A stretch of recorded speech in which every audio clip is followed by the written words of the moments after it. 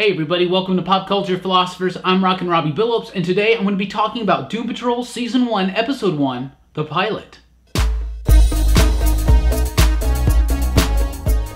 That's right everybody, welcome here to Pop Culture Philosophers. Like I've said, I am Rockin Robbie Billups. Today we're going to be talking about Doom Patrol Season 1, Episode 1 from the DC Universe streaming app. I think that the DC Universe app is pretty solid. I really do like it. The first original show they had was Titans. I thought that was amazing. That's where this iteration of the Doom Patrol first appeared. But the very first time that the Doom Patrol ever appeared was in June 1963 in My Greatest Adventure number 80, created by Arnold Drake, Bob Haney, and Bruno Primolani. The Doom Patrol is a really cool comic book. It's more about the strange superhero. So at the time that it was released, it was more akin to something like the X-Men. The characters that couldn't quite fit into normal society, right?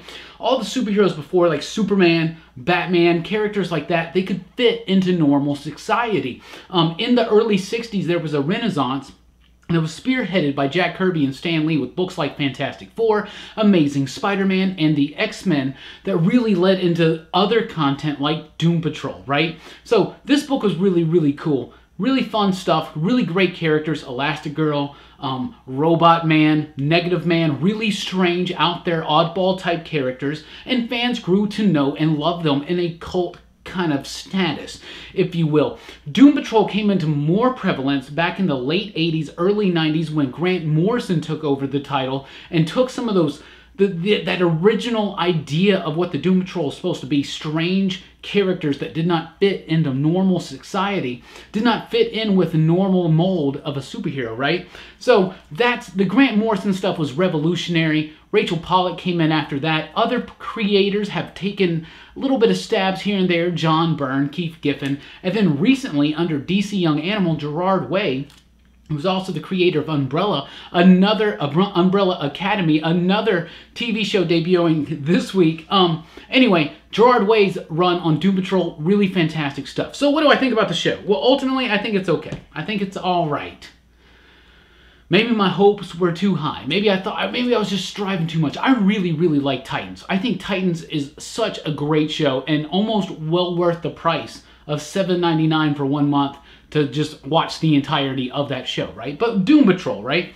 Episode 1, what do I think about it? I think it's okay. I think it's got some problems. It's got some really solid points. But overall, this is not, to me, the strength of the DC Universe app. It's not the strength of DC television whatsoever. So let me tell you, first of all, what I did not like about it. First of all, I didn't like some of the sexual content.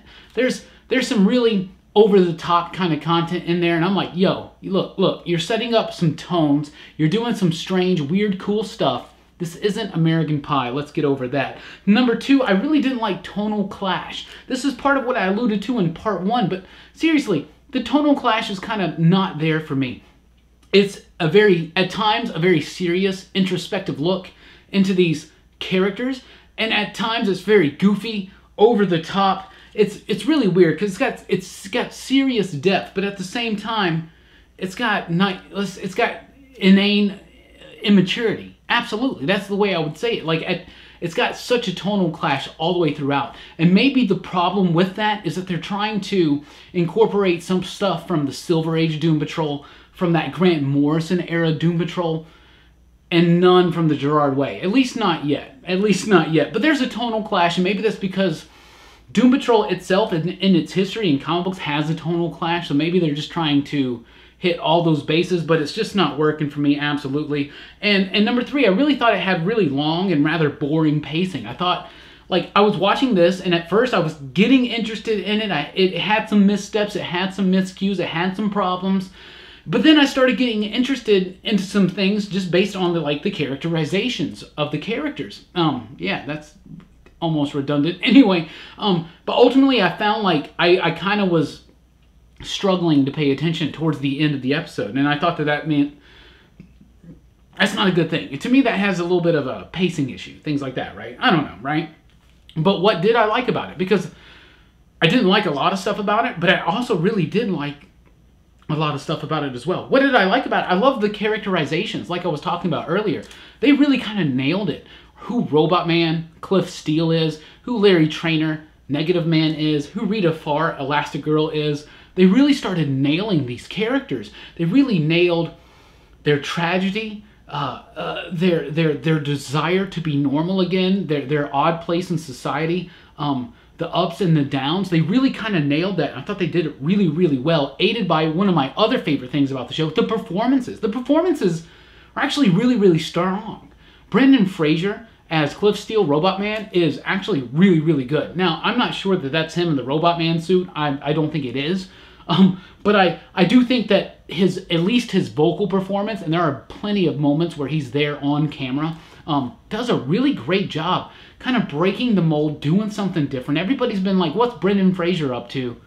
Well, he's kind of redeeming it here with this a little bit in the performance. Crazy Jane is played by Deanne Guerrero, Rita Farr by April Balby, and Negative Man, Larry Trainor by Matt Bomer.